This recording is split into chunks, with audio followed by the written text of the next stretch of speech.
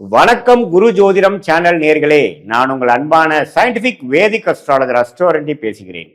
நல்லது நினைப்போம், நல்லதே நடக்கும். இந்த வீடியோவில் நம்ம என்ன பார்க்க போறோம்னா, மகர ராசிக்காரர்களுக்கு 2026 ஜூலை மாதம் எத்தகைய ஒரு பலாபலன்கள் நிறைந்த ஒரு மாதமாக இருக்க போகிறதுங்கிறத சயின்டிபிக் வேதிக் அஸ்ட்ராலஜி முறையில, அறிவியல் சார்ந்த இந்திய வேத ஜோதிட முறையில எதையும் மிகைப்படுத்தாமல், பரிகாரங்கள் அது மாதிரி மூட நம்பிக்கைலாம் போகாமல் உள்ளது உள்ளவாறு அடுத்த வரக்கூடிய காலங்கள் எப்படி மகர ராசிக்காரர்களுக்கு இருக்க போகிறது அப்படிங்கிறத துல்லியமாக மிகைப்படுத்தாமல், அந்த ஒளி தத்துவம் எப்படி செயல்படுகிறது, நம்ம கர்ம வினை எப்படி அந்தந்த நேரத்துல நம்ம கண் முன்னாடி சாதகமான சம்பவங்களாகவும் சாதகமற்ற சம்பவங்களாகவும் எப்படி உருவெடுக்க போகிறது, எந்த மாதிரி ஒரு டைம்லைன்ஸ் இருக்கு அப்படிங்கிறத நாம மகர ராசிக்காரர்களுக்கு இந்த வீடியோல துல்லியமா பார்க்க போறோம். இப்போ பாருங்க, ஆண்டு கிரகமாகிய சனி மகர ராசியோட அதிபதி 3ஆம் இடத்துல நீடித்திருந்து மகர ராசிக்கு 7 நாள் சனி முடிஞ்சு விட்டதுங்கிறது நமக்கு தெரியும். 3ஆம் இடத்திலேயே இருக்கிறார். குரு 6ல் இருந்த குரு 7ல் ராசியை மாதம் முழுவதும் பார்ப்பது அருமையான விஷயம். ஸோ குரு உச்ச குருவாக 7ஆம் இடத்துல வருவது மகர ராசிக்கு 12 வருஷத்துக்கு ஒரு தடவை வரக்கூடிய அமைப்பு. அருமையான ஒரு கிளாரிட்டியை கொடுக்கக்கூடியது. நாம கடந்த காலத்துல என்னென்ன மாதிரி விஷயங்கள் தவறுகள் செய்தோமோ அந்த தவறுகளை திருத்தி கொள்ளக்கூடிய ஒரு அற்புதமான ஒரு வாய்ப்புள்ள ஒரு ஆண்டாக இருக்கிறது. அந்த ஆண்டின் ஆரம்ப மாதமாக ஜூலை மாதம் நமக்கு வருது.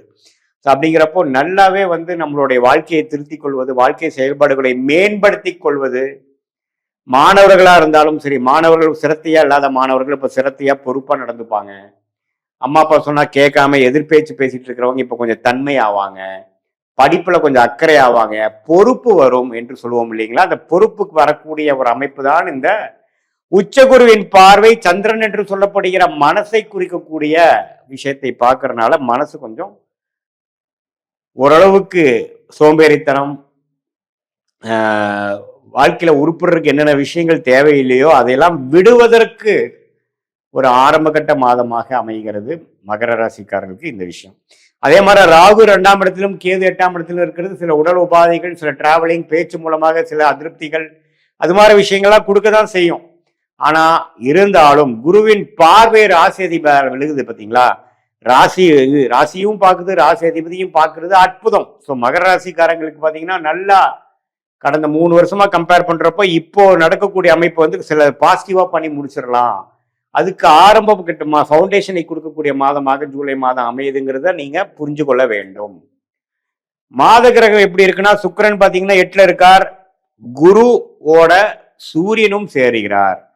ஸோ சூரியனும் குருவோடு சேர்றது, அட்டமாதிபதி 7ஆம் இடத்துக்கு குருவோடு சேரும் பொழுது சில எதிர்பாராத சில பெனிஃபிட்ஸ், சில நண்பர்கள் விஷயத்துல கொஞ்சம் கேர்ஃபுல்லா இருக்கிறது, ஒரு கலப்பு திருமணம் நடக்கிறது, அது மாதிரி விஷயங்கள்லாம் டக்குன்னு நடந்துடும்.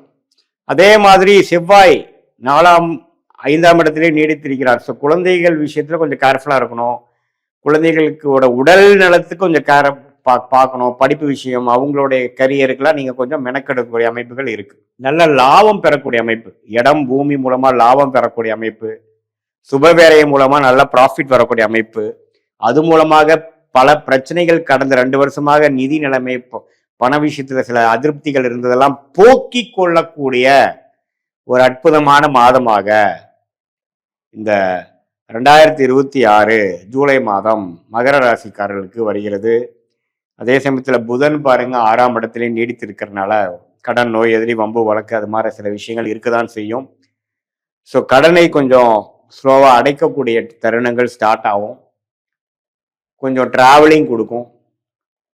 டெக்னிக்கல் துறையில, ஐடி துறையில, அக்கௌண்ட்ஸ் துறையில் இருக்கிறவங்களுக்குலாம் ஒரு மாதிரியான ஒரு டெவலப்மெண்ட் வரும். இது மாதிரியான விஷயங்கள்லாம் உள்ளடக்கிய ஒரு அற்புதமான ஒரு மாதமாக மகர ராசிக்காரர்களுக்கு 2026 ஜூலை மாதம் வருகிறது. ஸோ இது கோச்சார் அமைப்புல நல்ல ஒரு பெனிஃபிட்டுங்க. ராசி அதிபதியும் ராசியையும் குரு பார்க்கிறார். மற்ற மாத கிரகங்களை ஓரளவுக்கு நல்லான அமைப்புல தான் இருக்கு.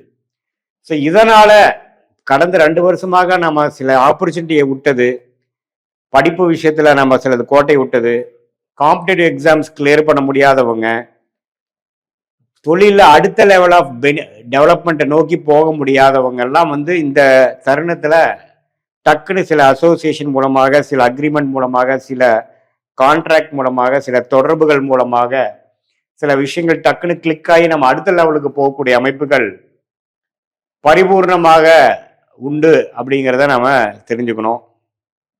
இது வந்து ஒரு மாதிரி பொதுவான பலனை ஒழிய உங்களுடைய ஜென்ம ஜாதகத்தில் நீங்கள் பிறந்த தேதி, பிறந்த நேரம், பிறந்த உரை வைத்து நீங்கள் ஒரு அப்பாயின்மெண்ட் ஃபிக்ஸ் பண்ணி நீங்கள் நம்மகிட்ட வந்தீங்கன்னா நம்மளுடைய 18 வருஷ அனுபவத்தை யூஸ் பண்ணி சயின்டிஃபிக் வேதிக் அஸ்ட்ராலஜி முறையில் உங்களுடைய லக்னம் என்ன, உங்கள் லக்னத்தில் இருக்கக்கூடிய அமைப்புகள் என்ன, நீங்கள் வந்து மகர ராசியில் அவிட்ட நட்சத்திரமா, திருவோண நட்சத்திரமா, உத்திராட நட்சத்திரமா, அதுல எது மாதிரி அமைப்புகள் கொடுக்குறாரு, என்ன தசாபுக்திகள் போயிட்டு இருக்கு, ஸ்தானபலம், திக்பலம், திருக்பலம் எப்படி இருக்கு, அடுத்த வரக்கூடிய எதிர்காலம் எப்படி இருக்கு, ஷார்ட் டேர்ம் எப்படி இருக்கு, லாங் டேர்ம் எப்படி இருக்கு, எந்த திசையில நம்ம வாழ்க்கை திரும்பும், வேலையா தொழிலா, வேலைன்னு எடுத்துட்டோம்னா எது மாதிரி வேலை, எது மாதிரி துறை நமக்கு நல்லதா வருது, எதுல நமக்கு முன்னேற்றம் சீக்கிரமா வரும், எதுல வந்து ப்ராஃபிட் வரும் அப்படிங்கிற எல்லா விஷயங்களும் நுணுக்கமாக கத்துக்கக்கூடிய, தெரிந்து கொள்ளக்கூடிய, நம்ம பிராப்தத்தை நாமளே அறிந்து கொண்டு அதுக்கு தகுந்த மாதிரி வாழ்க்கை திட்டங்களை நாம தீட்டினமே ஆனால் வாழ்க்கையில் எந்த விஷயத்தை நம்ம பெறணும்னு நினைக்கிறோமோ அது எளிதில் பெற்று எதிர்நீச்சல் போடாமல், சமய விரயங்கள் செய்யாமல், பண விரயங்கள் செய்யாமல். ஏன்னா பார்த்தீங்கன்னா இப்போ நம்ம 1000 வருஷம் வாழ போறது இல்லை. ஆயுசு நல்லா இருக்கும் பொழுது 80 வருஷம் வாழ போறோம்னு வைங்க. இதுல 25-30 வயசு வரைக்கும் படிக்கிறது அது மாதிரி ஆனதுக்கப்புறம் கடைசியா நம்ம ஒர்க் பண்றது ஒரு 30 வருஷம். அதுல வந்து தவறுகள் மேல தவறுகள் செய்து கொண்டு நமக்கு வராத விஷயத்தை செய்து, பிராப்தம் இல்லாத விஷயத்தை செய்து நம்ம வந்து நஷ்டம் பெற்றோம்னால் ஒரு வருஷத்துக்கும் நாம ஈடுகட்டிருக்கு நம்மளுடைய வாழ்க்கையோட பல ஆண்டுகளை கொடுக்க வேண்டியதாக இருக்குங்கிறது உண்மையான ஒரு விஷயம். ஸோ அதனால நம்ம தேவையான விஷயத்தை கரெக்டா பண்ணிட்டு போனோம்னா சேதாரம் இல்லாமல், பாதிப்பு இல்லாமல் லைஃப்பை கொஞ்சம் ஸ்மூத்தாக, அதுவும் நம்மளுடைய பாஸ்ட் எப்படி இருந்ததுங்கிறது நம்ம அப்பாயின்மெண்ட்லயே பார்த்தீங்கன்னா எப்படி வந்தது, எது மாதிரி நேரத்தில் நம்ம கஷ்டப்பட்டோம், எது மாதிரி நேரத்தில் நம்ம ஜெயிக்க போறோம் அப்படிங்கிறதெல்லாம் சிங்க் பண்ணி பார்த்து, நம்மள ஆல்ரெடி நம்ம எது மாதிரி விஷயத்துல போயிட்டு இருக்கு, நம்மளுடைய ப்ரெசன்ட் சினாரியோ என்ன, ஷார்ட் டேர்ம் என்ன, லாங் டேர்ம் என்ன, பர்சனல் சைடில் வந்து எப்படி இருக்க போகுது, சில விஷயங்கள், மேரேஜ் விஷயங்கள், குழந்தைகள் விஷயங்கள், படிப்பு விஷயங்கள், வேலை தொழில் விஷயங்கள், கடன் அடைக்கும் விஷயங்கள், உடல்நல கோளாறு குறையிற விஷயங்கள், தீர்க்கும்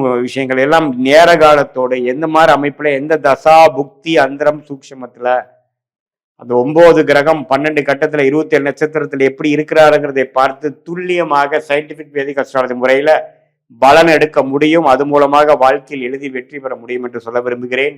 மீண்டும் மற்றொரு காணொளியில் சந்திப்போம். நன்றி, வணக்கம்.